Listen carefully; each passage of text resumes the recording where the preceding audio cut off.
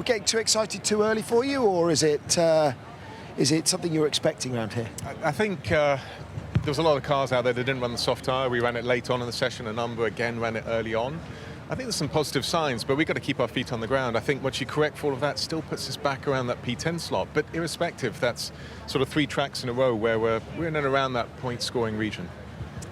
Quite a few drivers did it at the same time. You know, you can't fall back on, oh, it's because of the time of the day we did it. It was impressive, and it's great to see that.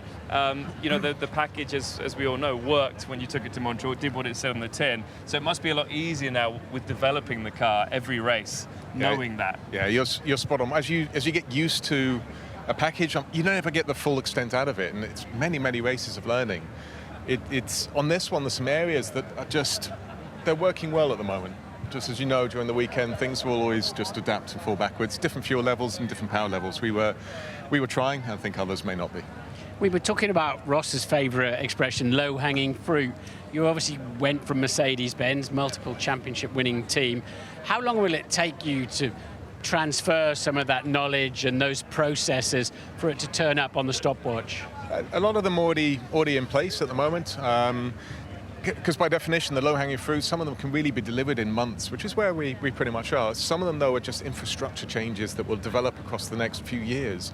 Still low-hanging fruit in as much of the career of this team when you think back 300 races, but it just takes a lot longer to put all the infrastructure and design in place to deal with them. We were just hyping up Alex before you joined us. I want to know, you've spent now 10, 11 rounds with him in the team. How impressed are you with him and just how he's leading that team from the driver's perspective? Really impressed. I mean, after Montreal, like I called him and explained, that was a driver champions. I've worked with enough of them.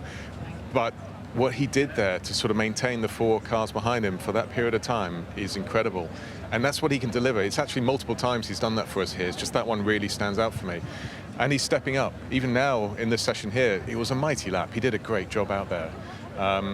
And he's just taking all of this on his shoulders, and you can just see him getting stronger and stronger now. A quick one on Logan. How are you supporting him, and how would you say he's developing this year? So I think when I didn't realise this when I first joined, but you look at the start of the season, 5 races that are street tracks. Australia, which I don't even think he'd ever been to Australia, let alone seen the track before.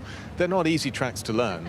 We're now into the European part of the season, where in F2 he was also quick, and Austria was the first time you saw him really start punching lap times that are in around where Alex was. And today in that session, it sort of wires a little bit talking about the time of day. Logan did his much early on, didn't do any warm-up really on that hard tyre, then went straight into the soft, and he was up there. Now I know he fell back towards the session as the session went on, but the lap he did was good. And I think now what you're going to see is, now that he's gained his confidence in Austria, started to learn the limits of the car, going to tracks that he understands, you can start to see him exploit the package more. Appreciate it, James. Best of luck this weekend. A great start to the weekend for Williams. Okay, before we go off air, let's just consider a few of the other ones.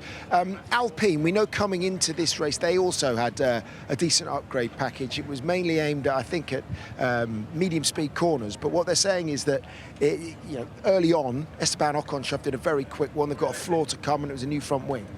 I think it's just a good reminder that actually, if you took Max Verstappen out of the championship right now, we would be having one